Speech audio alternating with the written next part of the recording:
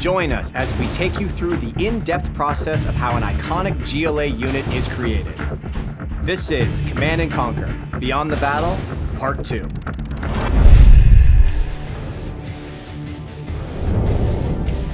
So it's really fun to work in the Generals universe. We look back at where the original game was and some of the fun unit ideas they came up with, and we think, like, how would the GLA have modified this bomb truck idea? We wanted to basically take some classic Generals 1 units, upgrade them a little, give them a little more oomph. So the GLA nuke truck in Command & Conquer is a combination of two vehicles from the original Generals, GLA bomb truck and the GLA nuke convoy. So it was a real fun one to reimagine in Command & Conquer.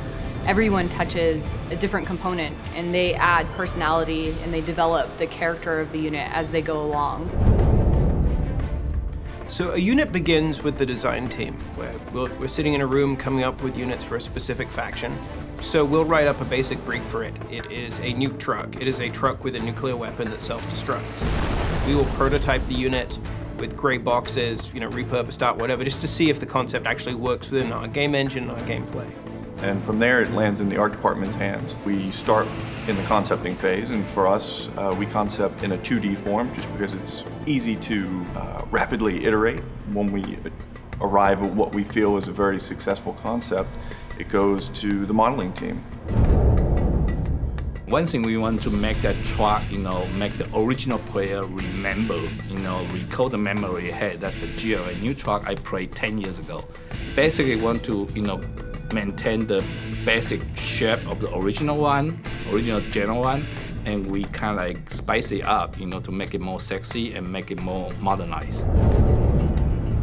You may get this wonderful design, this wonderful model from the modeling team, and in your mind, automatically you see it in your mind how it's gonna behave inside the game. Again, we had this initial conversation with design. We tried to understand what was the scope of the unit, what it could do on the battlefield, and then we came up with an animation list. And the animation list included a speed boost, and so we created an animation that specifically makes this unit jiggle a little bit more and as it charges against your enemy base. And then we created all the hit animation and all the move animation and so on and so forth. My job as a visual effects artist is to make people just sit back and go, awesome. I get with my art director and figure out what exactly we're gonna do. There's some more back and forth between us and design, then I start. This is a nasty stolen nuclear technology that they don't really know quite how to operate, but they do know barely how to operate. They know how to get it running, how to make it dangerous. So in addition to the normal sort of classic nuclear mushroom cloud, there's gotta be some slop in there as well. Some dirty radiation, some nastiness thrown up. Yeah, for a unit, we normally get some of the concept art early on, and we start creating some basic ideas of okay, this is gonna be a bigger unit, so we need to get some bigger explosions. For the nuke truck, we did not explode a nuke, unfortunately. The world probably thanks us for that. But yeah, we did find some cool explosions that have been recorded and mixed in, processed those in a certain way that when it explodes, it feels good. A few months later, the art assets come back. They're all rigged and animated and fully textured and beautiful. And then we plug those into the game and we're able to play with them right away. The nuke truck in particular is one of our high-end units. So balancing its cost is interesting because you only get to use it once, but at the same time, it's so tremendously powerful that it can't be a cheap thing. I mean, it's a nuclear bomb strapped on the back of a dump truck, so we have to price it accordingly, and then we have to make sure that the technology investment is sufficient to reflect how good it is in the game.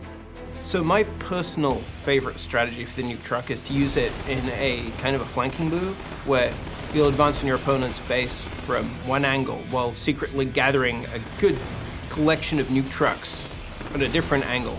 And while you're distracting them with with your main attack, sneak in the nuke trucks from the side and just annihilate whatever flank you attack. So one of the key strategies I use the nuke truck for is when I scout out an expansion. I know 2 or 3 of them can take out the entire expansion.